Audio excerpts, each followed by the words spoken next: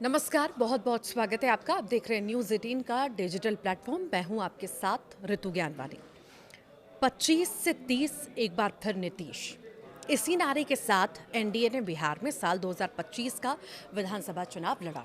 गठबंधन ने भारी बहुमत के साथ जीत दर्ज की और नीतीश कुमार ने 10वीं बार बिहार के मुख्यमंत्री के तौर पर शपथ ली।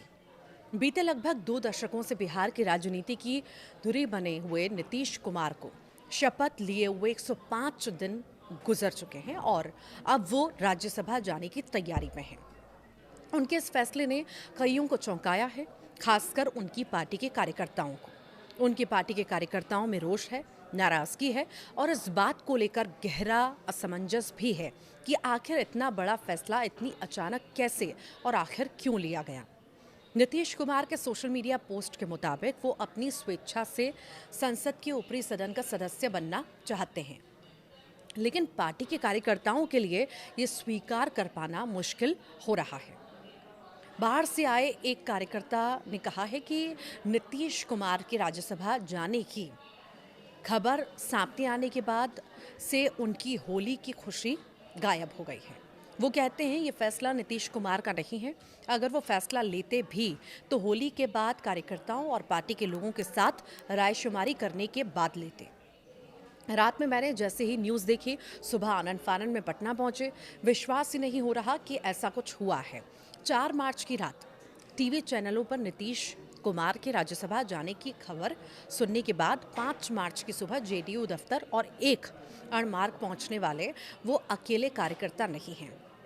सैकड़ों की तादाद में जेडीयू कार्यकर्ताओं की भीड़ 5 मार्च की सुबह से ही पार्टी दफ्तर और एक अणे मार्ग स्थित मुख्यमंत्री आवास के बाहर जुटना शुरू हो गई थी। सीएम आवास के बाहर तो हालात ऐसे बन गए कि पुलिस बल की अतिरिक्त तैनाती करानी पड़ी।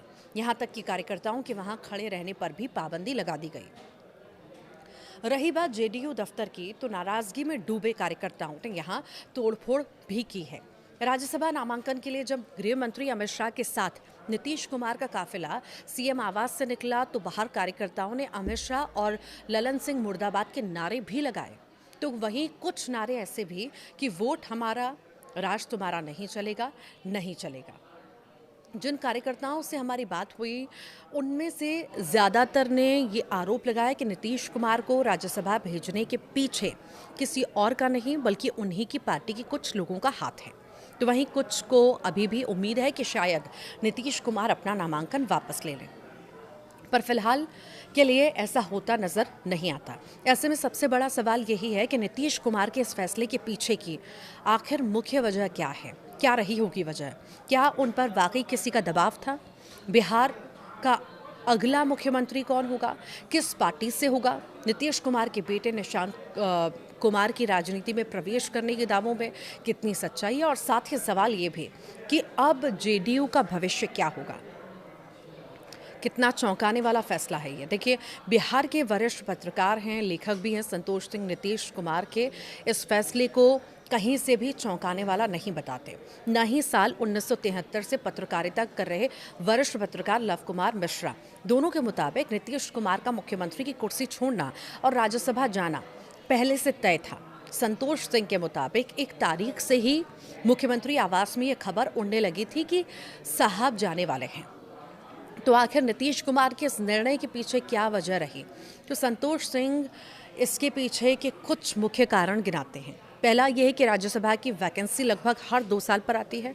तो अगर इस वाली वैकेंसी में नीतीश कुमार नामांकन नहीं भरते तो उन्हें 2 और साल का इंतजार करना पड़ता। दूसरी कि उनकी सेहत जवाब दे रही थी, वो फैसले लेने में उतने सक्षम नहीं रहे हैं जितना कि पहले वो हुआ करते थे।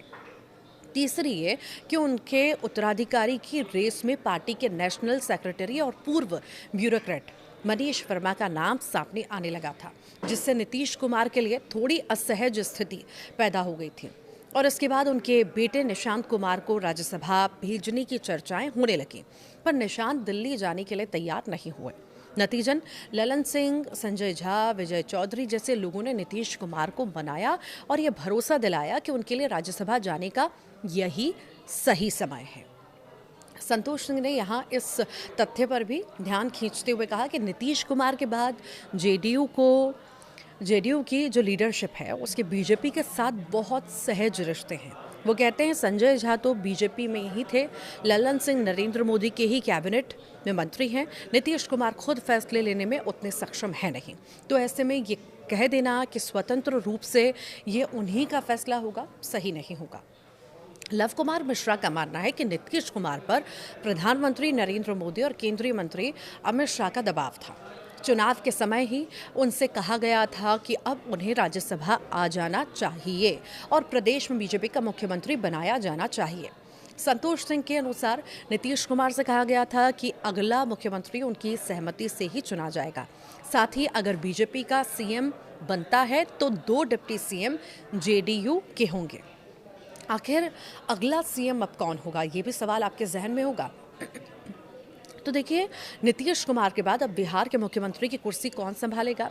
लव कुमार मिश्रा और संतोष सिंह दोनों ही सम्राट चौधरी को एक प्रबल दावेदार के रूप में देखते हैं। संतोष सिंह कहते हैं कि मुख्यमंत्री नीतीश कुमार सम्राट चौधरी को पसंद करते हैं। जातीय समीकरणों को भी देखा जाए तो सम्राट चौधरी एक सुरक्षित विकल्प है। बिहार में पिछड़ी जातियों में यादव और कोयरी कुर्मी सबसे प्रभावशाली जातियां हैं। कोयरी कुर्मी नीतीश कुमार के कोर वोट रहे हैं, तो उन्हें तुरंत नाराज करने का रिस्क कोई नहीं उठाना चाहेगा। ऐसे में अगर मुख्यमंत्री कोयरी जाति से ताल्लुक रखने वाले सम्राट चौधरी को बनाया जाएगा तो डिप्टी सीएम कुर्मी और अगड़ी जाति का होगा। लेकिन वो इस बात को भी नज़रअंदाज नहीं करती कि बीजेपी चौंकाने वाले फैसले के लिए जानी जाती है। मुख्यमंत्री की रेस में नित्यानंद राय, विजय सिन्हा, दिलीप जायसवाल और संजीव चौरसिया, प्रमोद चंद्रवंशी, रामकृपाल यादव, जनक राम जैसे लोगों का भी नाम चल रहा है और साथ ही चर्चा निशांत कुमार के डिप्टी सीएम बनने की भी है। तो आखिर इसमें कितनी सच्चाई है?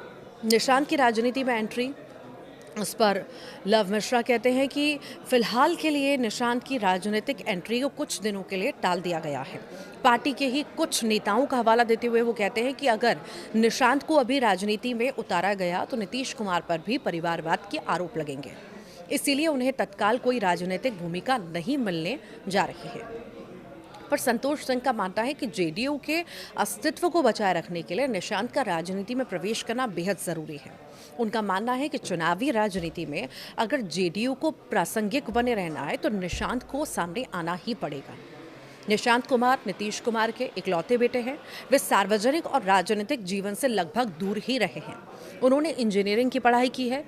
वे सक्रिय राजनीति में नहीं हैं और न ही किसी पार्टी पद पर हैं, मगर समय समय पर उनके राजनीति में आने की अटकलें लगती रही हैं और पिछले विधानसभा चुनाव के दौरान और उसके बाद भी वो कई मौक़ों पर नीतीश कुमार के साथ नजर आए और मीडिया से रूबरू भी हुए। लेकिन अब तक उन्होंने सार्वजनिक रूप से कोई राजनीतिक भूमिका नहीं निभाई है। तो जेडीयू का भविष्य क्या होगा, ये भी सवाल होगा आपके मन में। तो रहा सवाल पार्टी के भविष्य का, तो संतोष सिंह कहते हैं कि साल 2030 तक पार्टी को कोई दिक्कत नहीं होगी और अगर निशांत सक्रिय राजनीति में उतरते हैं, साथ ही 5 साल में एक परिपक्व नेता के रूप में खुद को स्थापित कर लेते हैं, तो 2030 के बाद भी जदयू बिहार में एक राजनीतिक फोर्स बनी रहेगी। लेकिन अगर उनकी राजनीति में एंट्री नहीं होती तो पार्टी के लिए भविष्य चुनौतीपूर्ण होगा। नीतीश कुमार के युग का क्या अंत हो चुका है, ये भी आपके मन में सवाल होगा। तो इसी संदर्भ में कई लोग नीतीश कुमार के राज्यसभा जाने के फैसले को बिहार की राजनीति में उनके लंबे दौर के एक संभावित अंत के संकेत के तौर पर भी देख रहे हैं। गुरुवार को जब इस तरह की खबरें आईं, नीतीश कुमार ने अपना नामांकन पत्र भरा, तब वहीं मौजूद केंद्रीय गृह मंत्री अमित शाह ने कहा कि बतौर मुख्यमंत्री नीतीश कुमार का कार्यकाल बिहार के इतिहास में स्वर्णिम काल के रूप में दर्ज होगा। उन्होंने आगे कहा, इतना लंबा राजनीतिक करियर होते हुए भी उनके ऊपर कभी कोई दाग नहीं लगा। मुख्यमंत्री रूप में उनका जो कार्यकाल रहा और इस दौरान उन्होंने जो काम किए उसे बिहार के लोग न केवल याद रखेंगे बल्कि उसका सम्मान भी करेंगे। नीतीश कुमार की राजनीतिक यात्रा आपको बता दें, छात्र राजनीति से शुरू हुई। 1970 के दशक में वे जयप्रकाश नारायण के संपूर्ण क्रांति आंदोलन से जुड़े और आपातकाल के दौरान सक्रिय राजनीति में पहचान बनाई। 1985 में पहली बार बिहार विधानसभा के सदस्य बने और बाद में 1989 में लोकसभा पहुंचे। केंद्र में उन्होंने रेल मंत्री और कृषि मंत्री जैसे अहम पद भी संभाले। 2000 में वो पहली बार बिहार के मुख्यमंत्री तो बने, लेकिन उनका पहला कार्यकाल मात्र 7 दिनों का रहा। 2005 में पहली बार बिहार के मुख्यमंत्री के तौर पर उन्होंने अपना कार्यकाल पूरा किया।